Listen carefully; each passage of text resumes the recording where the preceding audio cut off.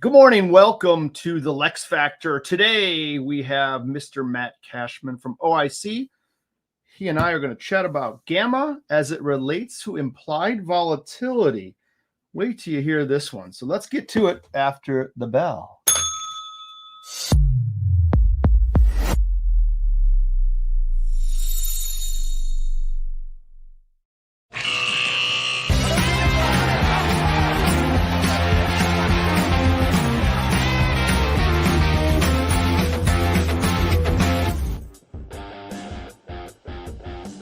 Rain down the Cashman.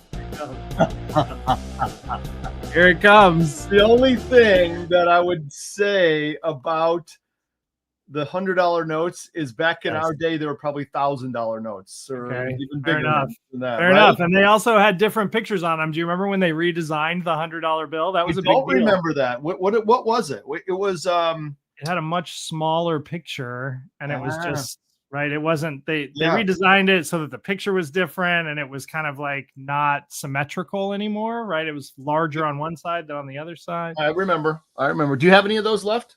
The $100 bills of the old ones. Yeah. You know what? I don't listen. I left my wallet at home. Oh wait, I am at home. Never mind. Yes, I am at home. Let's call it what it is. I'm sorry, I don't carry cash around anymore like I used to be, Cashman. I'm a Venmo guy. If even the valet guy loves Venmo, I'm like, everyone loves Venmo. Give me a Venmo guy. Oh my God, it's unbelievable. I don't think I've ever Venmoed a valet guy. Oh, I do, because go to the club. You go in like the kind of stuff I'm wearing now that you can't see. I never carry cash. I show up like, oh God, I forgot my cash. Give me the Venmo code. Oh my goodness, that's fantastic. I love it. Bam. Good. How you been? Everything good? Man, I've been good. I've been traveling a lot. I took a very European kind of like idea toward August. I took basically almost all of August off. Wow. Yeah, it reminded me kind of my days in London when I used to call around during August, and everyone would be like, "Oh, not here, mate. He's south of France. Sorry." I'd be like, "What? Awesome. Does anyone work here during August?" And apparently, no one in Europe does. So I decided I was going to do that this year. Yeah, that's good. See what happens, kids, when you get to be a big guy like Matt. You get to take the whole month of August off. It's unbelievable. Right. And go to Europe. Exactly. See? Good. All right, so let's get to it, right? Gamma as it relates to IV, and I'm going to let you lay it all up, but it's an interesting concept because I think most folks, especially on the retail side, probably confuse this a little bit or don't even think about it for that matter. Yes, they think about it. I think they think about it in, they try to think about it in the right way, but I think it gets a little convoluted in their minds. So I have a lot of conversations about options, obviously, with like all kinds of people. And every so often I get caught off guard by concepts that people conflate in a different way in their minds. And I'm usually surprised by it, right? Like, one of those that's particularly, I think, hard to kind of understand is gamma or stated gamma, the amount of gamma an option has relative to its implied volatility level. Now, you and I understand this kind of intuitively because we've had positions where we're long a lot of options that are at an exceptionally high volatility level or short a lot of options that are at an exceptionally high volatility level. And you get to see how they actually react when things move around and as the vol level moves and what it does to your Greeks. But if you haven't seen that in your position, it's a little harder to think about it that way. So to cut to the chase, most people, when I ask them, think that implied volatility levels and gamma are positively correlated. Meaning that when one goes up, the other one follows it in some degree of, Correct. And or another way to think about it is options that are priced at an elevated implied volatility level also have a lot of gamma. And the actual opposite of that is true. This is part of the reason why I think this is interesting, is because options that are priced at exceptionally high implied volatility levels actually have very low stated amounts of gamma. Meaning they don't move around in price as much per $1 move in the underlying. Got it. So let's take a step back. You may get there eventually, but let's just do it now. I know we have newbies who like to watch, so let's define gamma and delta. I think we're going to talk about that mostly. We probably won't get into rho and vega and theta too much. Let's stay there. Let's stay with gamma and delta. So let's first define. Let's go delta first, and then we'll go gamma. Is that okay? So delta and gamma, I think, are perfect things to define for this conversation. Delta is the amount that an option's price changes per $1 move in the underlying. Okay. So if you're trading a $20 stock and the option that you have has a 15 delta, it's usually expressed as a decimal 0.15. And what that is telling you, what your model is telling you, that for every $1 move in the underlying, in the stock or the index or whatever you're trading, this option should theoretically move 15 cents, 0.15. It's expressed as a delta, or it's expressed as a decimal for that reason. But let me interrupt real quick, because the cool cats at the cocktail party don't say I have a 0.15 delta. They say, hey, dude, my delta is a 15. Yes, they say it's a 15 delta, or that option has a 15 delta. That's right. But it really means 0.15. It really means 0.15 when you express it mathematically. And if you're talking to someone who's a quant or a mathematically kind of leaning person, that's how they're going to not only think about it, but how they're going to write it. Correct. You and I, when we talk about it, you say like, what are you going to dinner tonight? And I would say, I don't know, I'm a 50 delta, right? That means there's a 50% chance I'm showing up and a 50% chance I'm on my couch at home. But so that's delta, okay? Right. And deltas can be positive or negative, right? Based on whether or not it's a put or a call. And gamma is the other concept here. Gamma is the actual rate of change of delta. For that same $1 move in the underlying, if the option that we just talked about, which has a 15 delta, right, has a 4 gamma, that means that delta should actually move by 4 for every $1 move in the underlying. So if you're starting with a 15 delta option and it has 4 gamma and the stock moves up by $1, at the end of that dollar move, that option is going to have a 19 delta. Right. So sounds like I've heard people say this, and I might get this a little wrong, so correct me here. Delta's kind of speed, gamma kind of acceleration, something like that, right? Absolutely. Yeah. When I talk about it in terms where I want to teach people how this works without actually using math, those are the concepts I use. If you're driving along and you look down at your speedometer and you're going 50 miles an hour, that's kind of like your delta. And if you step on the gas and your car moves exceptionally fast to 100 miles an hour, your car has a lot of what we would call gamma, right? It has the ability to change very quickly. Gotcha. Okay, good. I hope that makes sense for everyone. So So always delta and gamma. Leave comments in the comment section below if you have questions, and we will answer them, believe it or not. Oh, nice. I like that. Okay, so with those two things out of the way, I want to talk about this in terms of, and the thing that I always use to explain this concept is 2008. The reason why I tell this story is because I think it's exceptionally instructive. In 2008, if you were to Lex walked up to me outside of the SPX pit one morning on a Tuesday, random Tuesday, and said, hey, Cashman, we're going to settle 6 standard deviations away tomorrow from where we are now. And I would say, okay, bring it on, right? Like, let's get to it. I'm tired of talking. Let's go trade. The reason why that's not something crazy that he would have said, which otherwise in a normal marketplace would be a crazy thing to say. Right? Like, we're going to be settling 6 standard deviations away. Why? What's going to happen? Did the president get shot? Like, what happened? The reason why in 2008 that I wouldn't have blinked when you said that is because that happened all the time. Yeah. It was an exceptionally volatile marketplace, right? The delivered volatility of the index was through the roof. We were moving 2, 3, 4, 5, 6 standard deviations 3 times a week. It wasn't a big deal. Now, when you think about that mentally, the way people tend to deal with those marketplaces when they're exceptionally volatile is they start to adjust their mental model. They start to think about all of these different price iterations, right? The settlement of the underlying start to take on an equally likely potential in their mind, right? It becomes like, we're not just going to settle around the mean. We might settle way over here. We might settle way over here. We might settle way over here. And everything starts to become equally as likely. When you think about it that way, what's really happening from an option perspective is that you're taking a normal distribution curve that has curvature to it.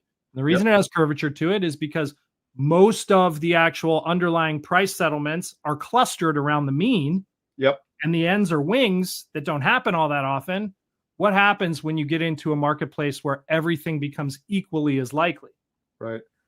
The entire distribution starts to flatten out. Yep. Right. It goes from looking like this to looking like this. Mm-hmm. Okay. So now let's take a step back and think about what that means for an option that's on this part of the curve and an option that's on this part of the curve. Mm-hmm. Normally, a distribution would look like this, right? But when a distribution looks like this and it's flat, is there any change between the option being over here and being over here on the curve? No, not the really. The answer is no, because it's a flat line. It's a flat distribution. Yeah. That's an extreme example, but the extreme example is there for a reason, to teach you when you get into an exceptionally volatile environment and all the price iterations, the settlements become equally as likely, what you've done is you've removed the potential for the options to actually change delta. Because when volatility goes infinite, when it goes straight up to an infinite level, all of the options, because of that flat line distribution, all of them tend toward a 50 delta. Yep. And if it's option coin starts, toss theory. Exactly. Everything becomes a coin toss, right? Yep. Everything becomes a coin flip. And if everything becomes a coin flip and your option starts as a 50 delta, and then you move 5 standard deviations and it's still a 50 delta, did your option change delta at all? No, it did not. And thus, its gamma is what?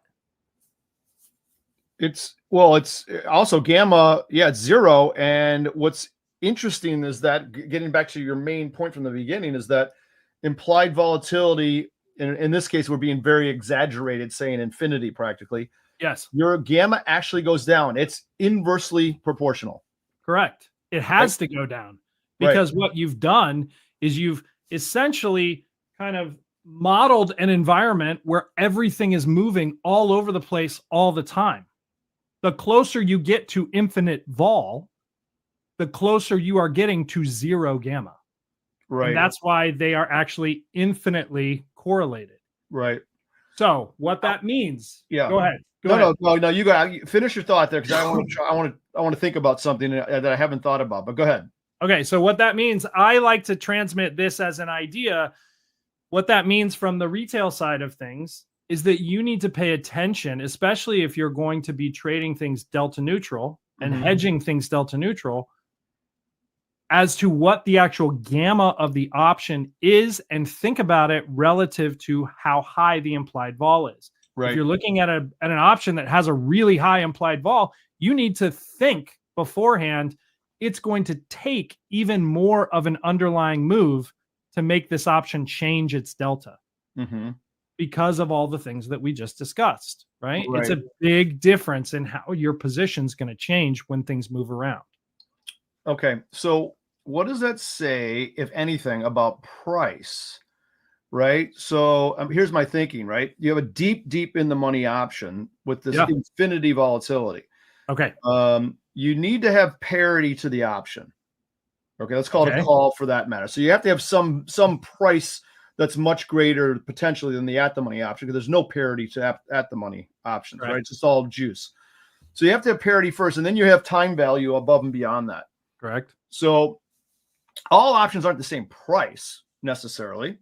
In that, no, because now you have to have relationships of combos, boxes, butterflies, all that kind of stuff has to still make sense, because you can't buy butterflies for credits and have 0 risk in infinite volatility. No, you cannot do that. Right. However, it's important to think about price and implied vol are generally positively correlated, right? The higher a price of an option, the higher the extrinsic portion of the options value, the higher, generally speaking, its implied vol is. But I didn't say that like all options are moving toward the same price. That's correct. Delta. We want to make sure we understand that. That's an important point here. That's why I brought it up. Yes. Super important. I think that is important. The important thing here is that you think about how the delta of the option changes as implied vol goes to infinity. Because if you're dealing with options that are deep in the money, and let's say they start with a 95 delta, as you raise the implied vol of that option, it's going to become more expensive, but its delta is actually going to go down. That's right, which is really counterintuitive. Correct. For folks. Yeah. But you need to think about it in these terms, right?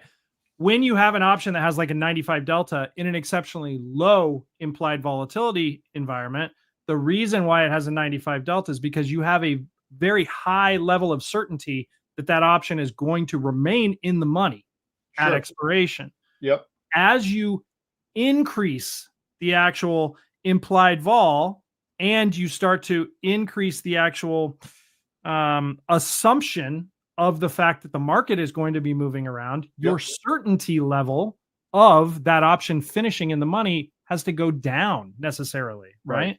That's right. Because if you are saying all of these price settlement numbers have the same likelihood of happening, they all, what we said before, have a 50 delta. They all have a coin flip. And so in the money options actually lose delta as you raise implied volatility, and out of the money options actually gain delta. They tend toward the 50. So if you have an option that has less than a 50 delta, when you raise the implied vol on it by a significant margin, its delta is going to go up.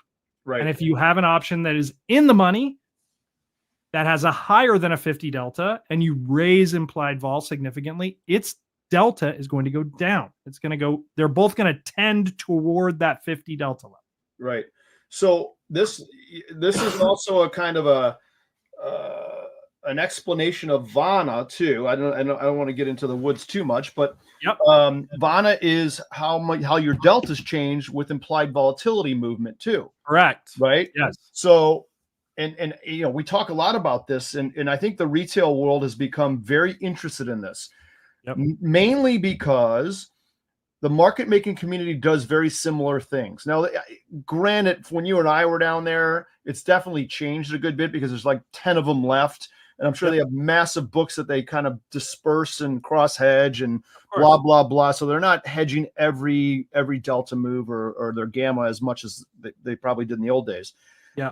But it tends to give a little bit of a secret away to the investing retail public what the dealers might have. And if implied volatility is going up in a position where it's known that dealers are long options, or long calls, let's say, that delta is going to go up, and typically they have to be delta neutral, typically, all things being equal. So if their deltas are going higher on long calls, they got to sell some stock.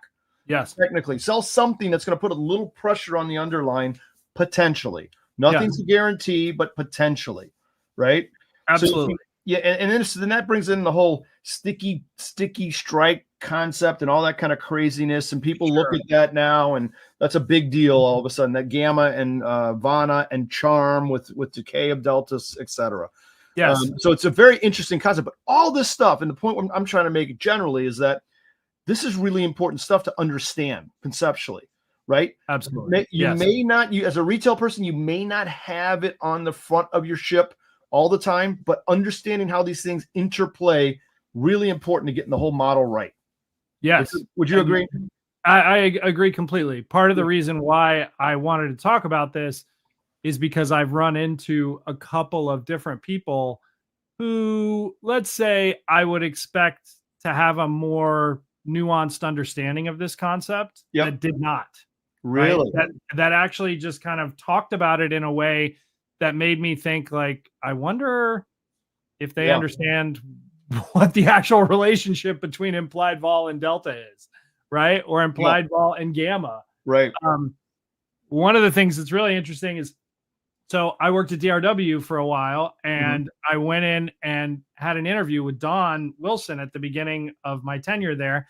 And in the middle of a conversation, he said to me, he took a piece of paper in the interview as I was sitting across the desk from me. He took a piece of paper and he put a pencil on it and he slid it across to me and he said, draw me a graph of implied vol versus gamma. And I was like, it was like 2002, right? I had been trading for like 3 years or 4 years. God. And I was just like, Okay. And so I started thinking about it. I was like, I'm going to need a minute. He was like, take as long as you want. I don't care.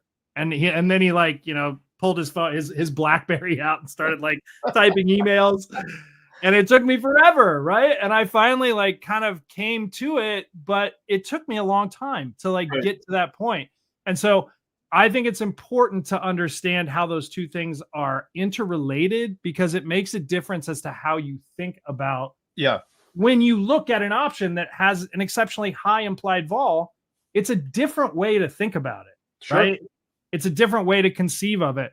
A lot of times people, I think, just assume that things are moving around a lot, thus implied vols are really high, thus gamma of options must be very high.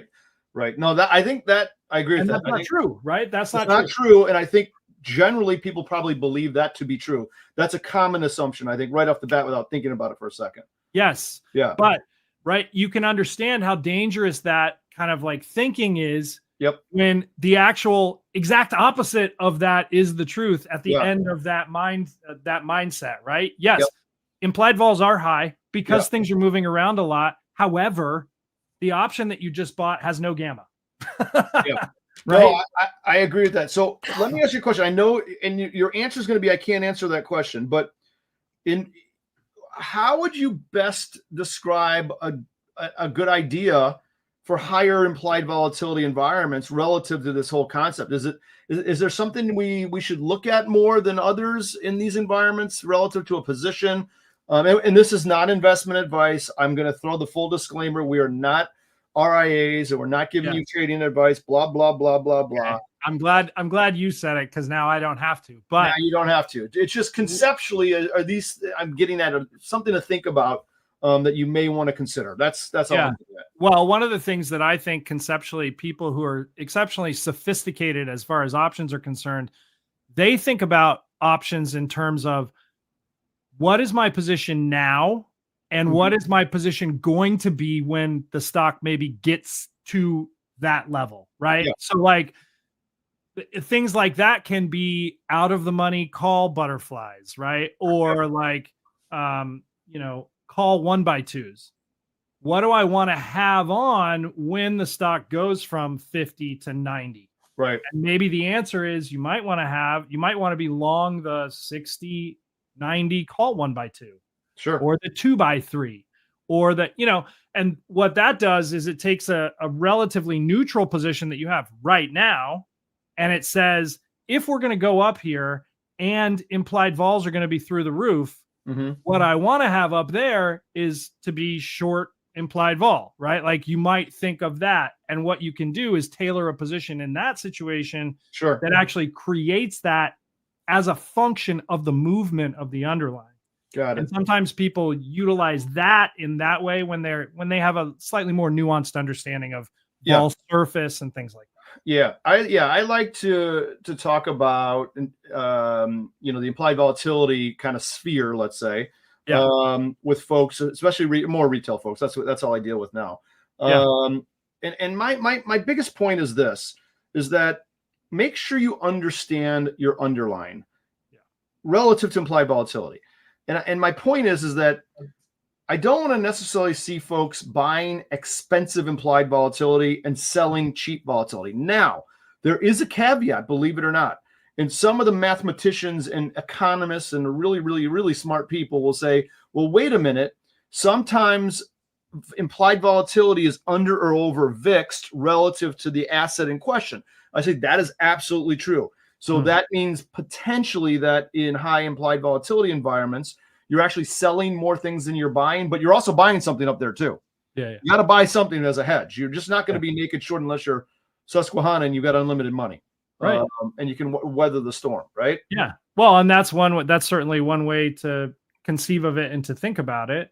But in order to think about it that way, you have to have a much more nuanced understanding of implied vol relative to all the other Greeks. Yeah, 100%, 100%. Yeah, and I like to, and folks get it. And I said, listen, be a student of implied volatility relative to your product. There's so many, our product at Tradier has a great implied volatility or volatility workshop. It will tell you things. Now, is it absolute? Of course not. Anything I thought this market was going to retrace after its big comeback. It didn't. It kept going higher. Okay, what you do? I was wrong, right? You're going to be wrong. It's going to happen sometimes. But again, the whole game about trading is edge accumulation. Yeah. And it's edge across Greeks. It's edge across implied volatility and space and movement. Edge everywhere, right? Absolutely. Grab your piece of it and have yourself a humbury. The other thing that I think we can encourage people to do in situations like that, and this goes to the idea of what you just said, which is be a student of the process and of the math behind the scenes. And I don't know how the Tradier actual vol surface thing works. Yep.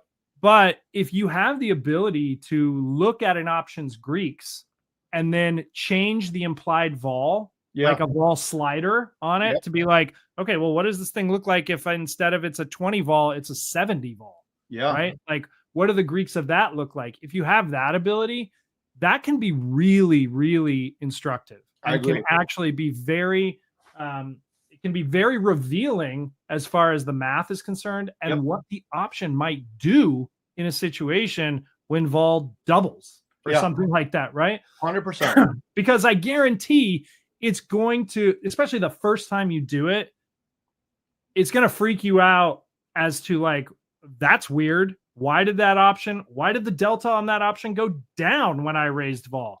Guess what? It's probably an in the money option, right? Yeah.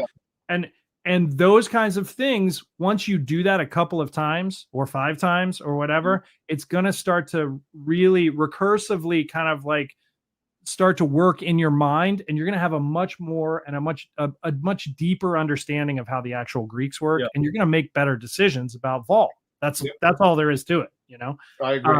And that's really my mission is to make sure that people understand that. I know it's your mission too, to make sure that people have a better understanding of that, broadly, and then to build on that as they go, right? Because you can't understand everything. No, I totally. So and before we go, I see we're getting into the time zone here. One of the things that I do a lot of with SPX is I look at the zero DTs I always play, right? But then I also look at where implied volatility is. I don't like doing short on condors and low implied volatility environments, but sometimes I like to do double calendars, a put one and a call one on an expected value move kind of things. And here's and I'll just say this and let you respond, and we got to get out of here. But I know that a 1 day calendar on an expected move with a really low implied volatility is anywhere from $6.50 to, let's call it $8 to pay for both calendars. Okay. Just believe it. It's basically a strangle swap, right? Is what you're talking about. Yeah. In the environment we're in now, guess what that same exact value is today, or price, I should say, not value. It's $22, $25. So that's a big deal. Wow. Right, we've had some volatility of late, and IV and SPX is much higher than a 12. So I'm talking about a 12 environment in the 7.5 zone. I could buy those then, and they're 22. I'm not paying 22 when I normally can get it at 7.5. I'm doing something else. That's all I'm saying. I completely understand. I think it's important to point out that difference in price from 6.5 to 8 to 22 can be a function of 2 different things. One is just the spread between those 2 vols, and then the other one is just the overall giant level of implied vol, which is, I think, what you're talking about. You're talking about the entire curve just went like this. Right? Yeah. So and where we get the tighter spreads on odd volatility, implied volatilities between months is on an earnings play in an actual equity. So you get a 200 vol in the month in question, and the next cycle is 75 or 600 or 60. Correct. That you can get cheapness there too, but in SPX you don't have earnings, so you have similar volatilities across the board. They're either high or low or medium, and you get these price levels. And I just gotten good at knowing, what those prices are around certain implied volatilities. And it's amazing. I noticed the other day, I just looked at it just randomly because I never do it. And I was like, oh my God, it's up to 22. Holy cow. Yeah. When the strangle swap is that's in the stratosphere.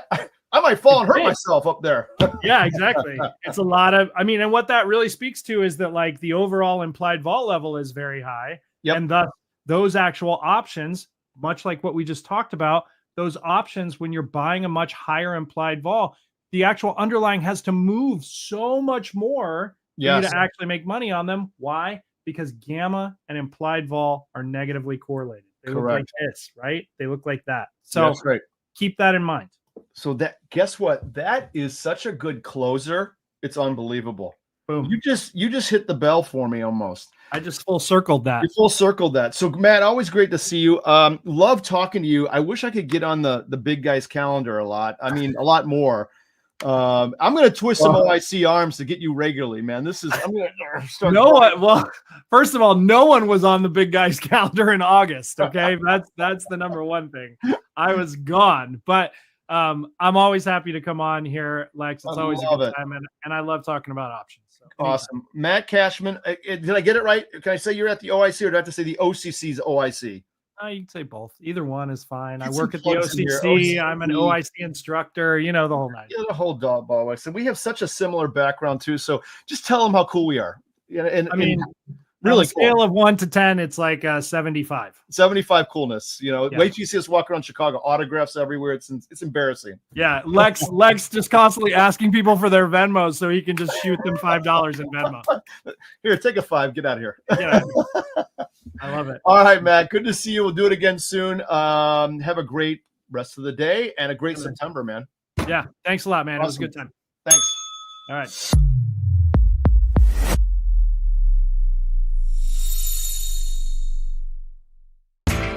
You know how the financial world goes. Here comes the buzzkill. Please make sure to take some time to read this boring disclaimer. We will owe you one.